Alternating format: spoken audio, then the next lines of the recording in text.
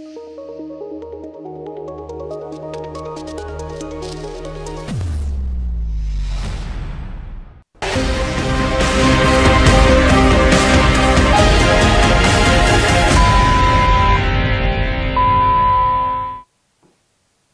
ಡಾಕ್ಟರ್ಗೆ ಸ್ವಾಗತ. ನಾನು ಚೈತ್ರಾಂಚನ್. ಒತ್ತಡದ ಜೀವನ, ಬದಲಾಗ್ತಾ ಇರೋ ಜೀವನ ಶೈಲಿ, ಜನರಿಗೆ ನೂರಾರು ಆರೋಗ್ಯ ಸಮಸ್ಯೆ. ಯಾವ ಸಮಸ್ಯೆಗೆ ಯಾವ ಚಿಕಿತ್ಸೆ ಅನ್ನೋದೇ ದೊಡ್ಡ ಚಿಂತೆ.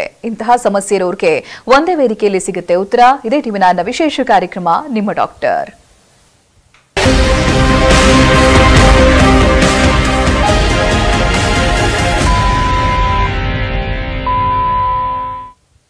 ಬಂಜೇತನ ಇತ್ತೀಚಿನ ದಿನದಲ್ಲಿ ಹೆಣ್ಣು ಮಕ್ಕಳನ್ನ ಕಾಡ್ತಾ ಇರುವಂತಹ ಸಮಸ್ಯೆ. ಸಾಕಷ್ಟು ಕಾರ್ಯಕ್ರಮಗಳಲ್ಲಿ ಐವಿಎಫ್ ಹಾಗೆ ಐಯುಐ ಮೂಲಕವಾಗಿ ಈ ಸಮಸ್ಯೆ ಹೇಗೆ ಬಗೆಹರಿಸಬಹುದು ಅನ್ನೋದ್ರ ಬಗ್ಗೆ ತಿಳಿಸಿದ್ವಿ. ಆದ್ರೆ ಇವತ್ತು ಐವಿಎಫ್ ಐಯುಐ ಯಾರಿಗೆ ಸೂಕ್ತ, ಐವಿಎಫ್ಗೂ ಮುಂಚಿತವಾಗಿ ದಂಪತಿಗಳು ತಿಳಿದುಕೊಳ್ಳಲೇಬೇಕಾಗಿರುವಂತಹ ವಿಚಾರಗಳಿಗೇನೇನು, ಐವಿಎಫ್ ಚಿಕಿತ್ಸಾ ಹಂತದಲ್ಲಿ ವಹಿಸಬೇಕಾದಂತಹ ಎಚ್ಚರಿಕೆ ಕ್ರಮಗಳೇನು, ಇವೆಲ್ಲದರ ಬಗ್ಗೆ ಮಾಹಿತಿಯನ್ನು ನೀಡುವುದಕ್ಕೆ ನಮ್ಮ ಜೊತೆಗಿದ್ದಾರೆ ಗರ್ಭಗುಡಿ ಐವಿಎಫ್ ಸೆಂಟರ್ನ infertility specialist doctor Anitha Manoj ಬನ್ನಿ ಅವರೊಂದಿಗೆ ಮಾತನಾಡೋಣ. ನಮಸ್ತೆ ಡಾಕ್ಟರ್, ಕಾರ್ಯಕ್ರಮಕ್ಕೆ ಸ್ವಾಗತ. ಇಷ್ಟು ವರ್ಷಗಳಲ್ಲಿ ಬಹುಶಃ ಲಕ್ಷಾಂತರ ದಂಪತಿಗಳ ಕಣ್ಣೀರು ಒರೆಸುವಂತ ಕೆಲಸವನ್ನು ಮಾಡಿದ್ರಿ ಗರ್ಭಗುಡಿ ಐವಿಎಫ್ ಸೆಂಟರ್. ಯಾವ ರೀತಿಯಾಗಿ ನೆನಪಿಸ್ಕೊಳ್ತೀರಾ ಈ ಜರ್ನಿಯನ್ನ, ಟ್ರೀಟ್ಮೆಂಟ್ ಜರ್ನಿಯನ್ನ? Very good question Chaitra. ಯಾಕಂದ್ರೆ ಇದು ನಮಗೆ ಯಾವತ್ತೋ ಒಂದಿನ ಸಮಸ್ಯೆ ಅಲ್ಲ. Like it's a day to day problem. ನಾನು ಈ ಐವಿಎಫ್ ಜರ್ನಿ ಅಂತ ಹೇಳಿದ್ರೆ, ಈಗ ದಂಪತಿಗಳು ವರ್ಕ್ನಿಂದ ಜಸ್ಟ್ ಒಂದು ಹಾಫ್ ಅನ್ ಅವರ್ ಇಲ್ಲ 1 ಅವರ್ ಬ್ರೇಕ್ ತೊಗೊಂಡು ಬರೋದು, ಇಲ್ಲ ಲಂಚ್ ಬ್ರೇಕಲ್ಲಿ ಬರೋದು, ಇಲ್ಲ ಅವಸರವಾಗಿ ಜಸ್ಟ್ ಬಂದು ಹೀಗೆ ಕನ್ಸಲ್ಟೇಷನ್ ಮುಗಿಸ್ಕೊಂಡು ಹಾಗೆ ಹೊಟ್ಟೋಗೋಣ ಅಂದ್ಕೊಂಡು ಬಂದ್ಬಿಡ್ತಾರೆ. ಬಟ್ ಆ ಫಸ್ಟ್ ಕನ್ಸಲ್ಟೇಷನ್ ಅನ್ನೋದು ಎಷ್ಟು ಇಂಪಾರ್ಟೆಂಟು, ಅದಕ್ಕೆ ಯಾಕೆ ನಾವು ಅಷ್ಟು ಶ್ರದ್ಧೆ ವಹಿಸ್ತೀವಿ, ಯಾಕೆ ಅಷ್ಟು ಟೈಮ್ ತೊಗೊಳುತ್ತೆ, ಅಷ್ಟು ಹರಿಬರಿಯಾಗಿ ಬಂದು ಇಲ್ಲೊಂಚೂರು ಲೇಟ್ ಆದರೆ ಸಾಕು ರೆಸ್ಟ್ಲೆಸ್ ಆಗೋಗ್ಬಿಡ್ತಾರೆ. They will start dancing. ಇದು ಒಂದು ಕೋಪ, ಇರಿಟೇಷನ್ ಶುರು ಆಗುತ್ತೆ ದಂಪತಿಗಳಿಗೆ. ಹಾಗಿರಬಾರ್ದು. ಎಕ್ಸಾಕ್ಟ್ಲಿ ಏನು ನಡೆಯುತ್ತೆ ಅಂತ ಹೇಳ್ತೀನಿ. ದಂಪತಿಗಳು ಗರ್ಭಗುಡಿ ಸೆಂಟರ್ ಒಳಗಡೆ ಬಂದ ತಕ್ಷಣ ಲೈಕ್ ಫಸ್ಟು ಫ್ರಂಟ್ ಆಫೀಸಲ್ಲಿ ರಿಜಿಸ್ಟ್ರೇಷನ್ ಆಗುತ್ತೆ. ಅವ್ರಿಗೊಂದು 10 to 15 ಮಿನಿಟ್ಸ್ ಆಗ್ಬೋದು. ನಂತರ ಅವ್ರನ್ನ ಜೂನಿಯರ್ ಆರ್ ಟ್ರೈನಿಂಗ್ ಡಾಕ್ಟರ್ ಆಗ್ಬೋದು, ಇಲ್ಲ ಸಿಸ್ಟರ್ ಆಗ್ಬೋದು, ಅವ್ರದ್ದು ಥರೋ ಹಿಸ್ಟ್ರಿ ತಗೋತಾರೆ ದಂಪತಿಗಳದ್ದು. ಅಂದರೆ ಬೋತ್ ಹಸ್ಬೆಂಡ್ ಆ್ಯಂಡ್ ವೈಫ್ ಸಪ್ರೇಟಾಗಿ ಡೀಟೇಲ್ ಹಿಸ್ಟ್ರಿ. ಅಂದರೆ ಅವ್ರು ಚಿಕ್ಕ ವಯಸ್ಸಿಂದ ಏನಾದರೂ ಪ್ರಾಬ್ಲಮ್ಸ್ ಫೇಸ್ ಮಾಡಿದಾರಾ, ಹೆಲ್ತ್ ಇಶ್ಯೂಸ್ ಆಗ್ಬೋದು, ಏನಕ್ಕಾದರೂ ಡೈಲಿ ಮೆಡಿಸಿನ್ಸ್ ತೊಗೋತಿದ್ದಾರಾ, ಸರ್ಜರೀಸ್ ಆಗ್ತಿದೆಯಾ, ಅವ್ರ ಫ್ಯಾಮಿಲಿಯಲ್ಲಿ ಇದೇ ತರಹ ಸಮಸ್ಯೆಗಳಿದೆಯಾ, ಇಲ್ಲ ಈ ತರಹ ಸಮಸ್ಯೆಗಳಿಂದ ಇರೋರಿಗೆ ಆ ಕಾರಣಗಳಿಂದ ಏನಾದರೂ ಈ ಮಕ್ಕಳಾಗ್ತಾ ಇರೋ ಫರ್ಟಿಲಿಟಿ ಇಶ್ಯೂಸ್ ಬಂದಿದೆಯಾ, ಈ ಥರ ಒಂದೊಂದು ಕಾರಣನೂ, ಪ್ಲಸ್ ಅವ್ರ ಹ್ಯಾಬಿಟ್ಸು, ಆಲ್ರೆಡಿ ಏನಾದರೂ ಟೆಸ್ಟ್ಗಳು ಹೊರಗಡೆ ಮಾಡಿಸಿದ್ರೆ ಆ ಟೆಸ್ಟ್ಗಳನ್ನು ಡೀಟೇಲಾಗಿ ನೋಡಿ ರೆಕಾರ್ಡ್ ಮಾಡ್ಕೊಳ್ಳೋದು, ಟ್ರೀಟ್ಮೆಂಟ್ಸ್ ಏನಾದರೂ ತೊಗೊಂಡಿದ್ರೆ ಒಂದೊಂದು ಟ್ರೀಟ್ಮೆಂಟ್ ಹಿಸ್ಟ್ರಿನೂ ಥರವಾಗಿ ತೊಗೊಳ್ಳೋದು. ಅಂದರೆ ಏನು ಮೆಡಿಕೇಷನ್ಸ್ ಯೂಸ್ ಮಾಡಿದ್ರು, ಅವ್ರ ರೆಸ್ಪಾನ್ಸ್ ಹೇಗಿತ್ತು, ಅದರಲ್ಲಿ ಸಕ್ಸಸ್ ಆಯಿತಾ, ಸಕ್ಸಸ್ ಆದರೆ ಮತ್ತೇನಾದರೂ ಫೇಲ್ಯೂರ್ ಆಯಿತಾ, ಇಲ್ಲ ಫೇಲ್ ಆಯಿತಾ, ಏನಕ್ಕೆ ಫೇಲ್ ಆಯಿತು, ಒಂದು ವೇಳೆ IVF ತೊಗೊಂಡಿದ್ರೆ ಹೊರಗಡೆ ಅದು ಹೇಗೆ, ಎಗ್ ಕ್ವಾಲಿಟಿ ಹೇಗಿತ್ತು, ಸ್ಪರ್ಮ್ ಕ್ವಾಲಿಟಿ ಹೇಗಿತ್ತು, ಎಂಬ್ರಿಯೋಸ್ ಯಾವ ಥರ ಎಂಬ್ರಿಯೋಸ್ನ ಟ್ರಾನ್ಸ್ಫರ್ ಮಾಡಿದ್ರು, ಆದ್ರೂ ಏನಕ್ಕೆ ಫೇಲ್ ಆಯಿತು, ಈ ಥರ ಡೀಟೇಲ್ ಹಿಸ್ಟ್ರಿ ರೆಕಾರ್ಡ್ ಮಾಡಿಕೊಂಡು ನಂತರ ದಂಪತಿಗಳನ್ನು ಕನ್ಸಲ್ಟೇಷನ್ಗೆ ಡಾಕ್ಟರ್ ಹತ್ರ ಬರ್ತಾರೆ. ಆವಾಗ ಮತ್ತೆ ವಿ ವಿಲ್ ಗೋ ಥ್ರೂ ಇವೆಲ್ಲನೂ ಡೀಟೇಲಾಗಿ ನೋಡಿಕೊಂಡು ಒಂದೊಂದು ಪೇಜು ಮಿಸ್ ಮಾಡ್ದಂಗೆ ರೆಕಾರ್ಡ್ಸನ್ನ ಚೆಕ್ ಮಾಡಿ ಅಲ್ಲಿ ಒಂದು plan of management will plan. ಅಲ್ಲಿ ಇವಾಗ IVF ಬೇಕಾ ಇಲ್ಲ IUI ಬೇಕಾ, ನಂತರ ಅವ್ರಿಗೆ ಬೇಕಾಗಿರೋ ಟೆಸ್ಟ್ಗಳನ್ನು ಅಡ್ವೈಸ್ ಮಾಡ್ತೀವಿ. ಅದು ಬೇಸಿಕ್ ಟೆಸ್ಟ್ಗಳಾಗಿರ್ಬೋದು, ಇಲ್ಲ ಅಡ್ವಾನ್ಸ್ ಟೆಸ್ಟ್ಗಳಾಗಿರ್ಬೋದು. ಈ ದಂಪತಿಗಳು ನಾನು ಹೇಳ್ತಿದ್ದೀನಲ್ವ, ಹಸ್ಬೆಂಡ್ ಆ್ಯಂಡ್ ವೈಫ್ ಇಬ್ಬರಿಗೂ ಸಪ್ರೇಟಾಗಿ ಹಿಸ್ಟ್ರಿ ಡೀಟೇಲಾಗಿ ತೊಗೋತೀವಿ ಅನ್ನೋದು ಅದು ಮಸ್ಟ್. ಸೊ ಏನಕ್ಕೆ ಹೇಳ್ತಿದ್ದೀನಿ ಅಂದರೆ, ಎಕ್ಸಾಂಪಲ್ ಕೊಡ್ತೀನಿ. ಫಾರ್ ಎಕ್ಸಾಂಪಲ್ ಇತ್ತೀಚೆಗೆ ಒಂದು 3-4 ಡೇಸಲ್ಲಿ ಬಂದಿರೋ ದಂಪತಿಗಳ ಎಕ್ಸಾಂಪಲ್ಸೇ ಕೊಡ್ತೀನಿ. ಒಂದು ದಂಪತಿಗಳು ಆಲ್ಮೋಸ್ಟ್ ಮದುವೆ ಆಗಿ 2 years ಆಗಿದೆ. ಮೇ ಬಿ 6 to 7 months ಹೊರಗಡೆ ಟ್ರೀಟ್ಮೆಂಟ್ಸ್ ತೊಗೊಂಡಿರ್ಬೋದು. ಫಸ್ಟ್ ವಿಸಿಟ್ ಇಲ್ಲಿ ಬಂದಿದ್ದಾರೆ. ಬಂದಿದ್ದು ಮಾತ್ರ ವೈಫು ಮತ್ತು ಅವ್ರ ಮದರ್-ಇನ್ ಲಾ, ಅತ್ತೆ ಮತ್ತು ಸೊಸೆ ಬಂದರು. ನಾವು ಅದು ಹಿಸ್ಟ್ರಿ ನೋಡಿದಾಗ, ರಿಪೋರ್ಟ್ಸ್ ನೋಡಿದಾಗ ಬರೀ ಸೊಸೆದು, ವೈಫ್ದು ಮಾತ್ರ ಇದೆ. ಹಸ್ಬೆಂಡ್ ಒಂದು ಬ್ಲಡ್ ಟೆಸ್ಟ್ ಇಲ್ಲ, not even A blood group, ಏನೂ ಇಲ್ಲ. ಕೇಳಿದಾಗ ಮದರ್ ಹೇಳ್ತಿದ್ದಾರೆ, ಮಗನಿಗೆ ಇದೇ ಇಲ್ಲ, ನೀನು ನೋ ಟೈಮ್, ಕನ್ಸಲ್ಟೇಷನ್ ಬಂದು ಮಾಡಿಸ್ಕೊಳ್ಳೋಷ್ಟು ಟೈಮ್ ಇಲ್ಲ, ಅಷ್ಟು ಬ್ಯುಸಿ ಪರ್ಸನ್ ಅಂತ. ಸೊ ಅದನ್ನು ಅನಲೈಸ್ ಮಾಡಿಬಿಟ್ಟು, ಇಲ್ಲ ಹಸ್ಬೆಂಡ್ ಬಂದು ಬೇಸಿಕ್ ಟೆಸ್ಟ್ಗಳು ಮುಗಿಸಿದ್ರೇ ನಂತರ ಟ್ರೀಟ್ಮೆಂಟ್ ಹೋಗ್ತೀವಿ ಅಂದಾಗ 2 days ಆದಮೇಲೆ ರಿಪೋರ್ಟ್ಸ್ ಬಂದಾಗ ಅವರಿಗೆ ಸೆಮೆನ್ ಅನಾಲಿಸಿಸ್, ವೀರ್ಯಾಣು ಪರೀಕ್ಷೆಯಲ್ಲಿ 0 ಸ್ಪರ್ಮ್ಸ್. ಸೊ ಈ ಥರ ಇದ್ದಾಗ ನೀವು ವೈಫ್ಗೆ ಎದ್ದು ಬಿದ್ದು ಎಷ್ಟು ಟ್ರೀಟ್ಮೆಂಟ್ಸ್ ಮಾಡಿದ್ರೆ ಏನರ್ಥ, ಅವರಿಗೆ ಮಗು ನಿಲ್ಲೋ ಸಾಧ್ಯತೆಯೇ ಕಷ್ಟ ಅಲ್ವಾ. ಸೊ ಆ ಹಸ್ಬೆಂಡ್ ಆ್ಯಂಡ್ ವೈಫ್ ಬಂದು ಪ್ಯಾರಲಲ್ ಆಗಿ ಟ್ರೀಟ್ಮೆಂಟ್ಸ್ ತಗೊಳ್ಳೋದು ಅಷ್ಟು ಇಂಪಾರ್ಟೆಂಟ್.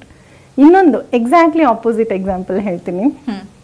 ಅವರು ಹಸ್ಬೆಂಡು ಪಾಪ ತುಮಕೂರಿಂದ ಮದುವೆ ಆಗಿ ಸೇಮ್ 2 years ಆಗಿದೆ, ತುಮಕೂರಿಂದ ಓಡ್ ಬಂದಿದ್ದಾರೆ. ತನ್ನಲ್ಲಿ ಏನೋ ಸಮಸ್ಯೆ ಇದೆ ಅಂತ ವೈಫನ್ನು ಕರ್ಕೊಂಡ್ಬಂದಿಲ್ಲ. ನಾವು ಅವ್ರನ್ನ ಎವ್ಯಾಲ್ಯೂಯೇಟ್ ಮಾಡಿದಾಗ ಅವ್ರ ರಿಪೋರ್ಟ್ಸ್ ನಾರ್ಮಲ್ ಇತ್ತು. ಸೊ ದಯವಿಟ್ಟು ವೈಫನ್ನ ಕರ್ಕೊಂಡ್ಬನ್ನಿ ಅಂದಾಗ ವೈಫ್ಗೆ ಗರ್ಭಾಶಯದಲ್ಲಿ ಒಂದು ತಡ, ಸೆಪ್ಟಮ್ ಅಂತ ಹೇಳ್ತೀವಿ, ಕಂಪ್ಲೀಟ್ ಸೆಪ್ಟಮ್ ಇತ್ತು. ಸೊ ಅದರಿಂದ ಅವ್ರಿಗೆ ಮಗು ನಿಲ್ತಾ ಇರಲಿಲ್ಲ. ಅದನ್ನ ಹಿಸ್ಟ್ರೋಲ್ಯಾಪ್ರೋಸ್ಕೋಪಿ ಮೂಲಕ ಟ್ರೀಟ್ ಮಾಡಿ 4 months ಟ್ರೀಟ್ಮೆಂಟ್ ಕೊಟ್ಟು ನಂತರ ಅವರಿಗೆ ನ್ಯಾಚುರಲ್ ಆಗಿ ಟ್ರೈ ಮಾಡಕ್ಕೆ ಬಿಟ್ವಿ. ಅದಾಗಿಲ್ಲ ಅಂದ್ಬಿಟ್ಟು 3 months ಆದಮೇಲೆ ಮತ್ತೆ ಬಂದರು, ಫಸ್ಟ್ ಸೈಕಲ್ IUI ಮಾಡಿದ್ವಿ, ಕನ್ಸೀವ್ ಆದರೂ ಶೀಸ್ ಕ್ಯಾರಿಂಗ್ ನಾವು. ಸೊ ಈ ಥರ ದಂಪತಿಗಳು ಪ್ಯಾರಲಲ್ ಆಗಿ ಹಸ್ಬೆಂಡ್ ಆ್ಯಂಡ್ ವೈಫ್ ಬಂದು ಎವ್ಯಾಲ್ಯೂಯೇಟ್ ಮಾಡಿಸ್ಕೋಬೇಕು. ಅದಲ್ಲದೆ ಫಸ್ಟ್ ವಿಸಿಟಲ್ಲಿ ಇಷ್ಟು ಡೀಟೇಲ್ ಆಗಿ ನಾವು ನೋಡೋದ್ರಿಂದ ಟೈಮ್ ತಗೊಳುತ್ತೆ. ಸೊ ಎಲ್ಲರೂ ತಾಳ್ಮೆಯಿಂದ ಆ ಫಸ್ಟ್ ವಿಸಿಟ್ನ ಕಂಪ್ಲೀಟ್ ಮಾಡಬೇಕು. ನಂತರ ರಿಪೋರ್ಟ್ಸ್ ಆದಮೇಲೆ final treatment we will decide. ಆ ಟ್ರೀಟ್ಮೆಂಟ್ ಪ್ರಕಾರ ಮುಂದಕ್ಕೆ ಹೋಗ್ತಾ ಇರ್ತೀವಿ. ಎಸ್, ಇಲ್ಲಿ ಇನ್ಫರ್ಟಿಲಿಟಿ ಸ್ಪೆಷಲಿಸ್ಟ್ ಅಂತ ಹೇಳಿದ್ರೆ ನಿಮಗೆ ಚಾಲೆಂಜಸ್ಗಳು ಜಾಸ್ತಿ ಇರುತ್ತೆ, ಜವಾಬ್ದಾರಿ ಕೂಡ ಜಾಸ್ತಿ ಇರುತ್ತೆ. ನೀವು ಓವರ್ ಫೋನ್ ಏನೂ ಆಗಲ್ಲ ಅಂತೀವಿ, ನಂಗೆ ಶೀತ ಇದೆ, ಕಾಫ್ ಇದೆ, ಯಾವ ಮೆಡಿಸಿನ್ ತಗೊಳ್ಳಿ ಡಾಕ್ಟರ್ ಅಂತ ಹೇಳಿದ್ರೆ ನೀವು ಆನ್ಸರ್ ಮಾಡೋಕೆ ಆಗಲ್ಲ. ಇದು ಪರ್ಸನಲೈಸ್ ಆಗಿ ಮಾಡ್ಬೇಕು. ಹೇಗೆ ಮಾಡ್ತೀರಾ doctor? Yes, very good question. ಮತ್ತೆ ಏನಂದ್ರೆ ಇವಾಗ IVF IVF ಸೆಂಟರ್ಗೆ ಹೋಗ್ತಿದೀವಿ, ಡೆಫಿನೆಟ್ಲಿ IVF ಟ್ರೀಟ್ಮೆಂಟ್ ಹೇಳ್ತಾರೆ ಅನ್ನೋ ಭಯ ಎಲ್ಲರಿಗೂ ಇರುತ್ತಲ್ವಾ? ಹಾಗಿರಲ್ಲ. ಎಕ್ಸಾಂಪಲ್ಸ್ ಅಂದರೆ ಇವಾಗ ಮದುವೆ ಆಗಿ 5 months ಆಗಿರೋ ಒಂದು ಕಪಲ್ ಬಂದರು 3 days ಬ್ಯಾಕ್. ಅವರು 5 monthsಗೆ ಏನಕ್ಕೆ ಬಂದರು? They are Young couple only. ಏನಕ್ಕೆ ಬಂದರು ಅಂದರೆ ವೈಫ್ಗೆ ಸೈಕಲ್ ಸ್ವಲ್ಪ ಇರೆಗ್ಯುಲರ್ ಆಗಿತ್ತು, ಸೊ ತೋರಿಸ್ಕೊಡೋಣ ಅಂತ ಬಂದರು. That's A good intention. ಬಂದಾಗ ವಿ ಎವ್ಯಾಲ್ಯೂಯೇಟೆಡ್, ಕಪಲ್ ಇಬ್ರಿಗೂ ಏನೂ ಅಂಥ ಸಮಸ್ಯೆ ಇರಲಿಲ್ಲ. ಸೊ ಅವ್ರಿಗೆ ನಾವೇನು ಸಜೆಸ್ಟ್ ಮಾಡಿದ್ವಿ ಅಂದರೆ ಜಸ್ಟ್ ಟ್ರೈ ನ್ಯಾಚುರಲಿ ಒಂದು 6 months, ಏನೂ ಟ್ರೀಟ್ಮೆಂಟ್ ಬೇಡ, ಟ್ರೈ ನ್ಯಾಚುರಲಿ. ಹಂಗೋ ಆಗಿಲ್ಲ ಅಂದರೆ then will go for further treatments and evaluation ಅಂತ ಹೇಳಿದ್ವಿ. One more couple, married life 2 years, young couple only. ಅವ್ರಿಗೆ ಹೊರಗಡೆ natural methods with medicines help ಆಗಿತ್ತು, ಪ್ಲಸ್ 1 cycle IUI ಆಗಿತ್ತು. ಆಗಿಲ್ಲ ಅಂದ್ಬಿಟ್ಟು ಅಲ್ಲಿ ಸಕ್ಸೀಡ್ ಆಗಿಲ್ಲ ಅಂದ್ಬಿಟ್ಟು ಇಲ್ಲಿ ಬಂದಿದ್ರು. When we evaluated the old reports and ಇಲ್ಲಿ ಬೇಸಿಕ್ ಟೆಸ್ಟ್ಗಳು ರಿಪೀಟ್ ಮಾಡಿದಾಗ ಅವರಲ್ಲೂ ಏನೂ ಅಂಥ ಸಮಸ್ಯೆ ಇರಲಿಲ್ಲ. ಸೊ ಅವರಿಗೆ ನಾನು ಸಜೆಸ್ಟ್ ಮಾಡಿದ್ದು ಮತ್ತೆ IUI, another 2 or 3 cycles will try IUI. ಹಂಗಾಗಿಲ್ಲ ಅಂದರೆ ವಿಲ್ ಗೋ ಹೆಡ್ ಅಂತ. ಸೊ ಇನ್ನೊಂದು couple married life I think 5 to 6 years ಇರಬೇಕು. ಇವರಿಗೆ ಹೊರಗಡೆ ಈ ನ್ಯಾಚುರಲ್ ಮೆಥಡ್ಸ್ ಪ್ಲಸ್ IUI ಒಂದು 2 cycles ಆಗಿತ್ತು, ಫೇಲ್ ಟು ಕನ್ಸೀವ್. ಅವ್ರು ಬಂದಿದ್ರು, ಅವ್ರ ರಿಪೋರ್ಟ್ಸೂ ಇಲ್ಲಿ ರಿಪೀಟ್ ಮಾಡಿದ ಟೆಸ್ಟ್ಗಳೂ ನಾರ್ಮಲ್ ಆಗೇ ಇತ್ತು. ಅವರಿಗೆ ನಾನು ಸಜೆಸ್ಟ್ ಮಾಡಿದ್ದು 1 cycle IUI or we can jump to IVF. Correct. So another couple married life 12 years. So ಅವರಿಗೆ 2 to 3 cycles IVF ಹೊರಗಡೆನೇ ಫೇಲ್ ಆಗಿತ್ತು. ಸೊ ಅವರು ವೆನ್ ದೇ ಕೇಮ್ ಇಷ್ಟು reports, bundle of reports, almost 2 hours ನಮ್ಗೆ ಆ ರಿಪೋರ್ಟ್ಸ್ ನೋಡೋಕ್ಕೆ ಆಯಿತು. ಸೊ ಆ ಕಪಲ್ಸ್ಗೆ ವೆನ್ ವಿ ವೆಂಟ್ ಥ್ರೂ ಅವರಿಗೆ ಅಡ್ವಾನ್ಸ್ ಟೆಸ್ಟ್ಗಳು ಬೇಕು. ಬಿಕಾಸ್ ಮತ್ತೆ ಸೇಮ್ ಬೇಸಿಕ್ ಪ್ರೋಟೋಕಾಲ್ಸಲ್ಲಿ ಬೇಸಿಕ್ ಟೆಸ್ಟ್ಗಳು ಮಾಡ್ಕೊಂಡು ಮತ್ತೆ IVF ಮಾಡಿದ್ರೆ same failure they can face. So advance ಟೆಸ್ಟ್ಗಳು ಮಾಡಿಕೊಂಡು IVF ಸಜೆಸ್ಟ್ ಮಾಡಿದ್ವಿ with different protocols and different medications. Yes. And another couple will tell you, maybe married life 20 years. Your bandu, the age is also like wife ge 40 plus, husband ge 45. ಇವರಿಗೆ ಅಂಡಾಣು ಕೊರತೆ, ಇವರಿಗೆ ವೀರ್ಯಾಣುದು quality compromise. ಇಂಥವ್ರಿಗೆ ಬೇರೆ modalities of treatment. So technologies we have to use different. So ಈ ಥರ ಒಂದೊಂದು ದಂಪತಿಗಳಿಗೂ ವಿಧ ವಿಧವಾದ ಸಮಸ್ಯೆಗಳು, ಅದಕ್ಕೆ ಅನುಗುಣವಾಗಿ ಟ್ರೀಟ್ಮೆಂಟ್ ಇರುತ್ತೆ. ಕಾಲರ್ ಇದ್ದಾರೆ, ನಾನು ಮಾತನಾಡಿಸ್ತೀನಿ. ಮಮತಾ ಅಂತ ತುಮಕೂರಿನಿಂದ ಕರೆ ಮಾಡಿದ್ದಾರೆ. ಇವರು ಆಲ್ರೆಡಿ ಗರ್ಭಗುಡಿ IVF ಹೋಗಿ ಟ್ರೀಟ್ಮೆಂಟ್ ಅನ್ನ ಪಡೆದು ಸಕ್ಸಸ್ ಅನ್ನ ಕಂಡಿರುವವರೇ. ನಮಸ್ತೆ ಮಮತಾ ಅವರೇ. ನಮಸ್ತೆ ಮ್ಯಾಮ್. ನಮಸ್ತೆ. ಯಾವಾಗ ಹೋಗಿರೋದು ಗರ್ಭಗುಡಿ IVF ಸೆಂಟರ್ಗೆ? ನಂದು 1 year ಆಯ್ತು ಮ್ಯಾಮ್. 1 year ಆಯ್ತು. ಏನ್ ರಿಸಲ್ಟ್ ಸಿಕ್ಕಿದೆ ಮ್ಯಾಮ್? ಇವಾಗ ನಾನು 7 months ಪ್ರೆಗ್ನೆಂಟ್. Okay okay. ಅಂತ ಹೇಳಿದ್ರೆ IUI ನ IVF ನಿಮ್ಗೆ? IVF ಅಲ್ಲಿ ಸಕ್ಸಸ್ ಆಗಿರೋದು ಮ್ಯಾಮ್. Okay okay. ಅಂತ ಹೇಳಿದ್ರೆ ಈ IVF ಕಂಪ್ಲೀಟ್ ಆಗ್ಬೇಕು ಅಂತ ಹೇಳಿದ್ರೆ ಡಾಕ್ಟರ್ಗಳ ಸಪೋರ್ಟ್ ಇರಬೇಕು, ಟೀಮ್ ಸಪೋರ್ಟ್ಗಳು ಇರಬೇಕು. ಈ ಗರ್ಭಗುಡಿ IVF ಸೆಂಟರ್ ಯಾವ ರೀತಿಯಾಗಿ ನಿಮ್ಗೆ ಹೆಲ್ಪ್ ಆಗಿದೆ IVF ಕಂಪ್ಲೀಟ್ ಮಾಡೋದಕ್ಕೆ? ತುಂಬಾ ಹೆಲ್ಪ್ ಆಗಿದೆ ಮ್ಯಾಮ್. ಬೇರೆ ಕಡೆ ಎಲ್ಲ ಹೋಗಿದ್ವಿ, ಬಟ್ ನಮ್ಗೆ ಸಕ್ಸಸ್ ಕಾಣ್ಲಿಲ್ಲ. ಬಟ್ ಬಂದ್ಮೇಲೆ ಅನಿತಾ ಮ್ಯಾಮ್ ಆಗ್ಲಿ, ಸ್ಟಾಫ್ಸ್ ಆಗ್ಲಿ ತುಂಬಾ ಚೆನ್ನಾಗಿ ಹೆಲ್ಪ್ ಮಾಡಿದ್ದಾರೆ. ನಾನು ಬರುವಾಗ ಓಪೆ ಇರ್ಲಿಲ್ಲ, ಬಟ್ ಬಂದ್ಮೇಲೆ ನನಗೆ ತುಂಬಾ ಖುಷಿ ಆಯ್ತು. ಅಲ್ಲಿ ನನ್ಗೆ ಸಪೋರ್ಟ್ ಮಾಡೋದಾಗ್ಲಿ ಮತ್ತೆ ನಮ್ಗೆ ಧೈರ್ಯ ಹೇಳೋದಾಗ್ಲಿ ತುಂಬಾ ಚೆನ್ನಾಗಿ ಹೆಲ್ಪ್ ಮಾಡ್ತಾರೆ ಮ್ಯಾಮ್. ಹೌದು. ಮಮತಾ ಅವರೇ, ಮದ್ವೆಗೆ ಎಷ್ಟು ವರ್ಷ ಆಯ್ತು ನಿಮ್ಗೆ? 12 years ಆಗಿತ್ತು ಮ್ಯಾಮ್. 12 years ಆಗಿತ್ತು. ಹೌದು ಮ್ಯಾಮ್. ಓಕೆ, ತುಂಬಾ ದೊಡ್ಡ ಗ್ಯಾಪೇ ಇದೆ ಮದ್ವೆ ಆದ ನಂತರ ಇವಾಗ ನೀವು ಕನ್ಸೀವ್ ಆಗಿದ್ದೀರಾ ಅಂತ ಹೇಳಿದ್ರೆ. ಇದೇ ರೀತಿಯಾಗಿ ರಾಂಗ್ ಕನ್ಸಲ್ಟೇಷನ್ ನಿಮ್ಗೆ ದಾರಿ ತಪ್ಪಿಸ್ತಾ? ಹೌದು ಮ್ಯಾಮ್, ತುಂಬಾ ಕಡೆ ಯಾರ್ಯಾರು ಹೇಳ್ತಾರೆ ಎಲ್ಲಾ ಕಡೆ ಹೋಗಿದ್ವಿ, ಬಟ್ ನಮ್ಗೆ ಸಕ್ಸಸ್ ಆಗ್ಲಿಲ್ಲ. ಇದೇ ತರ TV9 ಪ್ರೋಗ್ರಾಮ್ ನೋಡ್ಬೇಕಾದ್ರೆ ಗರ್ಭಗುಡಿ ನಮ್ಗೆ ಹೆಲ್ಪ್ ಆಯ್ತು ಮ್ಯಾಮ್.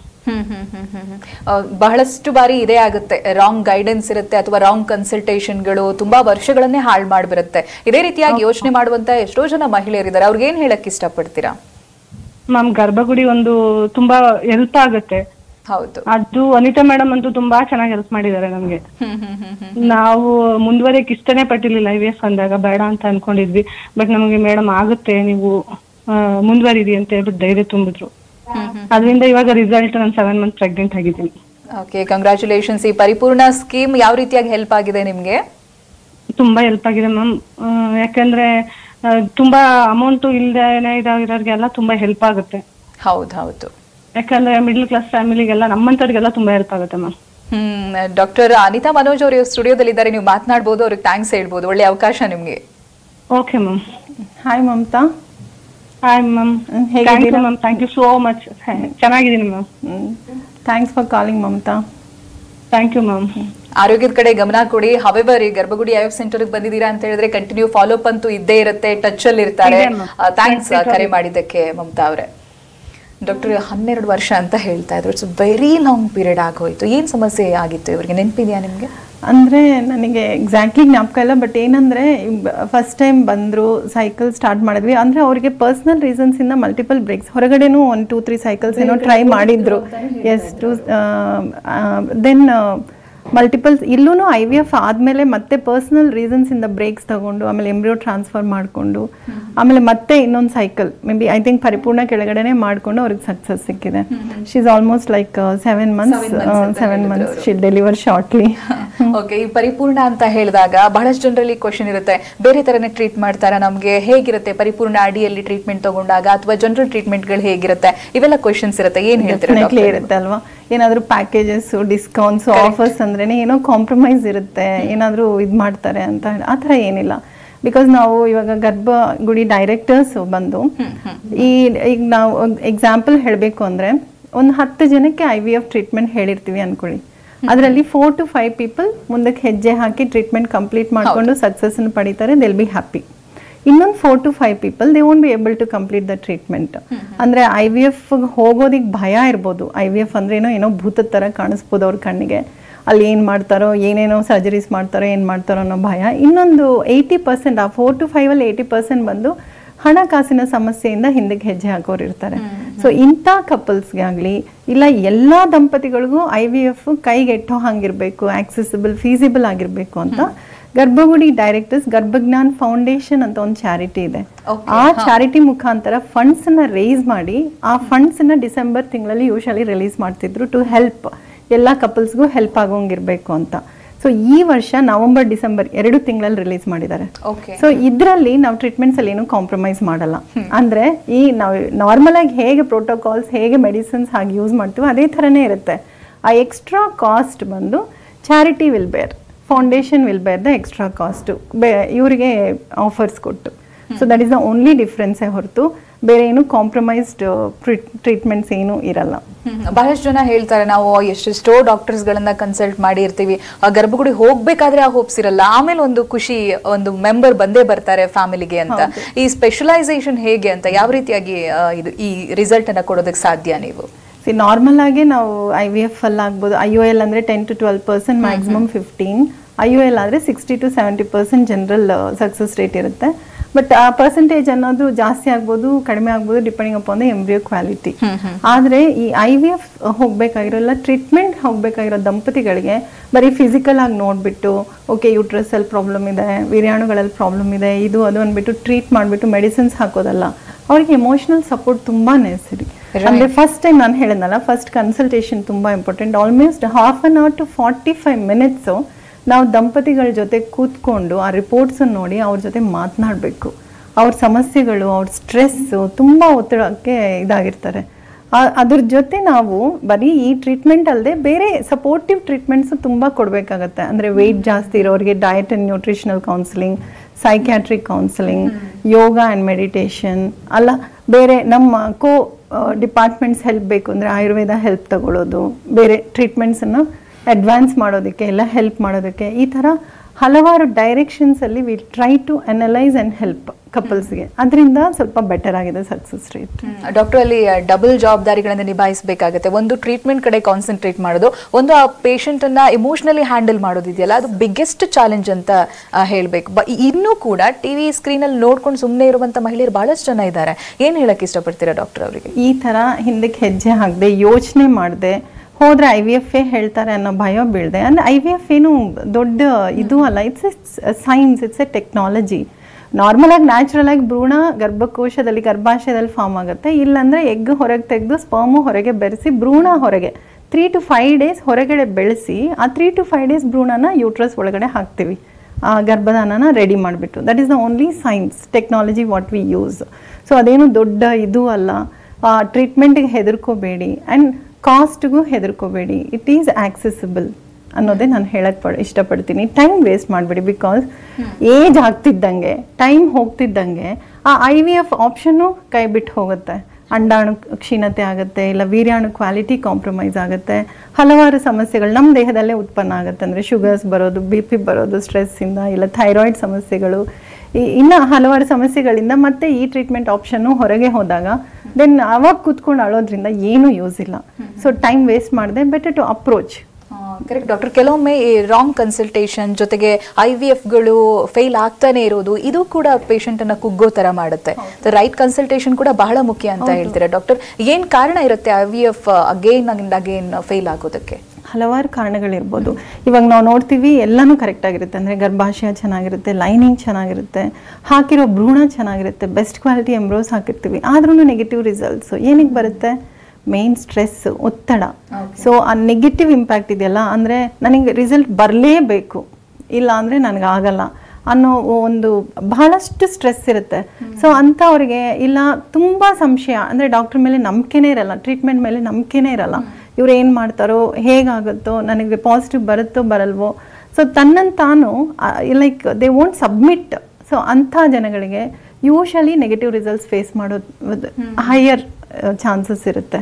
ಅದನ್ನು ಬಿಟ್ಬಿಟ್ಟು ರಿಲ್ಯಾಕ್ಸ್ಡ್ ಆಗಿ ನಾವು ಮೆಡಿಸಿನ್ಸ್ ಹಾಕ್ತೀವಿ, ಟ್ರೀಟ್ಮೆಂಟ್ ಕೊಡ್ತೀವಿ. May be around 30 to 40% job ನಾವು ಮಾಡಿದ್ರೆ ಸಮ್ 60 to 70% ಜಾಬ್ ಅವ್ರು ಮಾಡಬೇಕು. ಅಂದರೆ ಅವರು ಹೆಲ್ದಿ ಲೈಫ್ ಸ್ಟೈಲು ಮತ್ತು ಫುಡ್ ಹ್ಯಾಬಿಟ್ಸ್ ಹೆಲ್ದಿ ಆಗಿರೋದು, ತಮ್ಮ ಸ್ಟ್ರೆಸ್ಸನ್ನು ಕಂಟ್ರೋಲಲ್ಲಿ ಇಟ್ಕೊಳ್ಳೋದು, ರಿಲ್ಯಾಕ್ಸ್ಡ್ ಆ್ಯಟಿಟ್ಯೂಡ್, ಪಾಸಿಟಿವ್ ಥಿಂಕಿಂಗ್, ಇವೆಲ್ಲ ಅಳವಡಿಸ್ಕೊಳ್ಳೋದ್ರಿಂದ ನಮಗೆ ರಿಸಲ್ಟ್ಸ್ ಚೆನ್ನಾಗಿ ಬರುತ್ತೆ. ಡಾಕ್ಟರ್, ಇವಾಗ ನಾವು IT ಹಾಗೆ ಸೇಲ್ಸಲ್ಲೆಲ್ಲ ಕೇಳಿರ್ತೀವಿ, ಆ ಡಿಪಾರ್ಟ್ಮೆಂಟ್ಗಳಲ್ಲಿ ಟೀಮ್ ವರ್ಕ್ ಅನ್ನೋದಾಗಿ.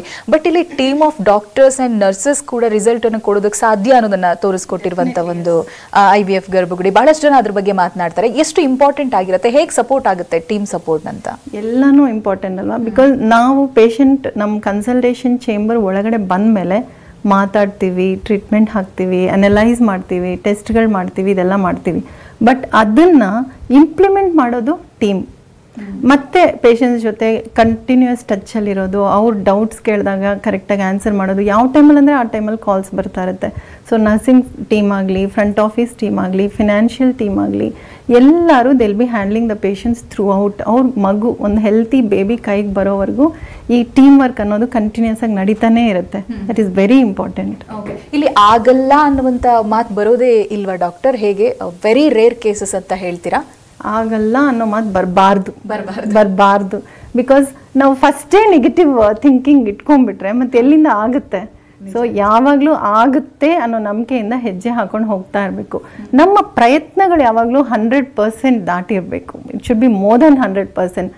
ರಿಸಲ್ಟ್ಸ್ ಏನೇ ಆಗಲಿ, ಲೆಟ್ ಇಟ್ ಬಿ 60%, 70%, ಫಸ್ಟ್ ಅಟೆಂಪ್ಟಲ್ಲೇ ಪಾಸಿಟಿವ್ ಬಂದು ಮಗು ಕೈಗೆ ತಗೊಳ್ಳೋರು ಇರ್ತಾರೆ, ಇಲ್ಲ ನೆಕ್ಸ್ಟ್ ಅಟೆಂಪ್ಟ್ಸಲ್ಲಿ ಪಾಸಿಟಿವ್ ಬರೋದು, ಇಲ್ಲ ನೆಕ್ಸ್ಟ್ 2 ಅಟೆಂಪ್ಟ್ಸಲ್ಲಿ ಬರೋದು, ಅಂತೂ ಪಾಸಿಟಿವ್ ರಿಸಲ್ಟ್ ಬಂದೇ ಬರುತ್ತೆ. ಸೊ ಆಗುತ್ತೆ ಅನ್ನೋ ನಂಬಿಕೆನ ಬಿಡಬಾರ್ದು. ಈಗಿನ ಜನರೇಷನ್ಗೆ ಸರಿಯಾಗಿ ಕೇಳೋದಾದ್ರೆ ಡಾಕ್ಟರ್, ಮದುವೆ ಆದ್ರೂ ಕೂಡ ಈ ಮಕ್ಕಳ ವಿಚಾರನ ಪೋಸ್ಟ್ಪೋನ್ ಮಾಡ್ತಾನೆ ಹೋಗ್ತಾರೆ. ಅವ್ರಿಗೇನಾದ್ರೂ ಆಪ್ಷನ್ಸ್ಗಳಿದೆಯಾ? ಅವ್ರಿಗೇನಾದ್ರೂ ಸಜೆಷನ್ಸ್ ಕೊಡೋದಿದೆಯಾ ನೀವು? ಪೋಸ್ಟ್ಪೋನ್ ಮಾಡೋದು ಅವ್ರ ವೈಯಕ್ತಿಕ ಒಪಿನಿಯನ್ಸ್. ಅಂದರೆ ಲೈಕ್ ಮುಂಚಿನ ಥರ 20 yearsಲ್ಲಿ ಮದುವೆ ಆಗೋದು, ನೆಕ್ಸ್ಟ್ ಇಯರ್ ಮಗು ಎತ್ಕೊಳ್ಳೋದು ಸಾಧ್ಯ ಇಲ್ಲ. ಬಿಕಾಸ್ ಎಲ್ಲರೂ ಓದ್ತಾ ಇದ್ದೀವಿ, professionally education wise we have to settle. So ಅಂಥ ಕಾರಣಗಳಿಂದ like they might plan the pregnancy later. ಅವರು 30 years ಒಳಗಡೆ ಒಂದು ಮಗುನ ಮಾಡ್ಕೊಂಡ್ಬಿಟ್ರೆ second pregnancy let them postpone. Or else ಅವ್ರಿಗೆ ಫಸ್ಟ್ ಪ್ರೆಗ್ನೆನ್ಸಿನೇ ಪೋಸ್ಟ್ಪೋನ್ ಆಗಬೇಕು ಅಂದರೆ ಈ ಎಗ್ ಫ್ರೀಸಿಂಗ್ ಇಂಥದ್ದೆಲ್ಲ ಹೈಯರ್ ಅಡ್ವಾನ್ಸ್ ಟೆಕ್ನಾಲಜೀಸ್ ಇದೆ. They can approach that also. Egg freezing ಆಗಲಿ ಎಂಬ್ರಿಯೋ ಫ್ರೀಸಿಂಗ್ ಆದ್ರೂ ಮಾಡಿಸ್ಕೊಂಡು ನಂತರ whenever they are ready for pregnancy ಅದ್ರ ಮುಖಾಂತರ ಕೂಡ ಪ್ರೆಗ್ನೆನ್ಸಿ ಪಡಿಬೋದು. ಡಾಕ್ಟರ್, ಇಲ್ಲಿ IVF IUI ಬಗ್ಗೆ ಬಹಳಷ್ಟು ಬಾರಿ ಹೇಳಿದ್ದೀರಾ ನೀವು, ಅದು ಯಾವ ರೀತಿಯಾಗಿ ವರ್ಕ್ ಆಗುತ್ತೆ ಏನು ಅನ್ನೋದಾಗಿ. ಬಟ್ ಅದಕ್ಕೂ ಮುಂಚಿತವಾಗಿ ಏನಾದರೂ ಪ್ರಿಪೇರ್ ಆಗಬೇಕಾ ದಂಪತಿಗಳು IVF ತಗೊಳ್ಳೋಕ್ಕೂ ಮುಂಚೆ? ಪ್ರಿಪ್ರೇಷನ್ ಅಂದರೆ ಸೈಕಲಾಜಿಕಲಿ ಮೆಂಟಲಿ ಅದೇ ನಾನು ಹೇಳಿದ್ನಲ್ವ ಪಾಸಿಟಿವ್ ಥಿಂಕಿಂಗ್ ಅನ್ನೋದು ಇರಬೇಕು. ಫಸ್ಟ್ ಆಫ್ ಆಲ್ ಬೇಸಿಕ್ ಆಗಿ ನಮ್ಮ ದೇಹದಲ್ಲಿ ಏನು ನಡೀತಿದೆ ಅಂತ ನಮಗೆ ಗೊತ್ತಾಗತ್ತಲ್ವ. ಅಂದರೆ ಹೆಂಗಸರಿಗೆ ಸೈಕಲ್ಸ್ ರೆಗ್ಯುಲಾರಿಟಿ ಇರೋದು, ವೆಯ್ಟ್ ನೋಡ್ಕೊಳ್ಳೋದು, ಸೊ ಇವು ಮೇಯ್ನ್ ಆಗಿದ್ದು. ಗಂಡಸರಿಗಾದರೆ ಈ ವೀರ್ಯಾಣು ಪರೀಕ್ಷೆ ಮೇಯ್ನಾಗಿ ಒಂದು AMH ಅಂತ ಗರ್ಲ್ಸಿಗೆ ಮಾಡಿದ್ರೆ, ಬಾಯ್ಸಿಗೆ ಒಂದು semen analysis and plus basic ಟೆಸ್ಟ್ಗಳು, ಥೈರಾಯ್ಡು, ಶುಗರ್ಸು, ರಕ್ತಹೀನತೆ ಇವೆಲ್ಲನೂ ಚೆಕ್ ಮಾಡಿಕೊಂಡು ಎಲ್ಲ ನಾರ್ಮಲ್ ಇತ್ತು ಮತ್ತು ಗರ್ಭನಾಳಗಳು ನಾರ್ಮಲ್ ಆಗಿತ್ತು ಅಂದರೆ ದೇ ಕ್ಯಾನ್ ವೆಯ್ಟ್. ಇಲ್ಲ ಅಂದರೆ ಇಫ್ ದ ಏಜ್ ಪ್ಯಾರಾಮೀಟರ್ಸ್ ಅಂದರೆ 30 years ಕ್ರಾಸ್ ಆಗ್ತಿದ್ದಾರೆ ಅಂದರೆ they should hurry up for the first child. ಇಲ್ಲ ಮತ್ತು ಲೈಫ್ ಸ್ಟೈಲ್ಸ್ ನಾನು ಹೇಳ್ತಿದ್ದೀನಲ್ವ, ಜೀವನ ಶೈಲಿ ಇಂಪಾರ್ಟೆಂಟು. ಹೆಲ್ದಿ ಜೀವನ ಶೈಲಿ ಅಂದರೆ ಆ್ಯಕ್ಟಿವ್ ಆಗಿರೋದು, ಬೆಳಗ್ಗೆ ಬೇಗ ಎದ್ದೊಳೋದು, ಬೇಗ ಮಲ್ಕೊಳ್ಳೋದು, that sleep cycle they have to maintain, minimum 8 hours sleep ಅನ್ನೋದು, ಸ್ಟ್ರೆಸ್ ಕಡಿಮೆ ಮಾಡ್ಕೊಳ್ಳೋದು. ಸೊ ಯಾವಾಗಲೂ ಜಂಕ್ ಫುಡ್ ಚೂಸ್ ಮಾಡ್ಕೊಳ್ಳೋದೆ, ಸ್ವಲ್ಪ ಹೆಲ್ದಿ ಫುಡ್ಡನ್ನು ಅವಾಗವಾಗ ತಿಂತಾ ಇರೋದು, more of fluids 4 to 6 liters fluids per day ತೊಗೊಳ್ಳೋದು, ಇವೆಲ್ಲ ತುಂಬ ಇಂಪಾರ್ಟೆಂಟ್. ಕೀಪಿಂಗ್ ಅಂದರೆ ನಮ್ಮನ್ನು ನಾವು ದುರಭ್ಯಾಸಗಳಿಗೆ ದೂರ ಇಟ್ಕೊಳ್ಳೋದು, ಅಂದರೆ ಸ್ಮೋಕಿಂಗ್ ಇರ್ಬೋದು, ಆಲ್ಕಹಾಲ್ ಇರ್ಬೋದು, ಬೇರೆ ಏನೇ ದುರಭ್ಯಾಸಗಳಾದರೂ ಸ್ವಲ್ಪ ದೂರ ಇಟ್ಕೊಳ್ಳೋದು. ತುಂಬ ಹೊತ್ತು ಒಂದೇ ಕಡೆ ಕುತ್ಕೊಂಡು ಸ್ಕ್ರೀನ್ಸ್ ನೋಡ್ತಾ ಇರೋದು, ಫೋನ್ ಆಗ್ಬೋದು, TV ಆಗ್ಬೋದು, ಲ್ಯಾಪ್ಟಾಪ್ ಆಗ್ಬೋದು, ಇವೆಲ್ಲ ಸ್ವಲ್ಪ ಅವಾಯ್ಡ್ ಮಾಡ್ತಾ ಬಂದ್ರೆ ತುಂಬಾ ಒಳ್ಳೆಯದಾಗುತ್ತೆ. ಎಸ್, ಇವತ್ತಿನ ಕಾರ್ಯಕ್ರಮದಲ್ಲಿ ಇನ್ಫರ್ಟಿಲಿಟಿ ಬಗ್ಗೆ ಬಹಳ ವಿವರವಾಗಿ ಮಾಹಿತಿನ ತಿಳಿಸಿಕೊಟ್ಟಿದ್ದೀರಾ. ಧನ್ಯವಾದಗಳು ನಿಮಗೆ. Thank you. ಇದುವರೆಗೆ ನಮ್ಮ ಜೊತೆಗಿದ್ದು ಡಾಕ್ಟರ್ ಅನಿತಾ ಮನೋಜ್. ನೇರ ಭೇಟಿಗಾಗಿರುವಂತಹ ನಂಬರ್ ಹಾಗೆ ವಿಳಾಸವನ್ನು ನೋಟ್ ಮಾಡ್ಕೊಳ್ಳಿ.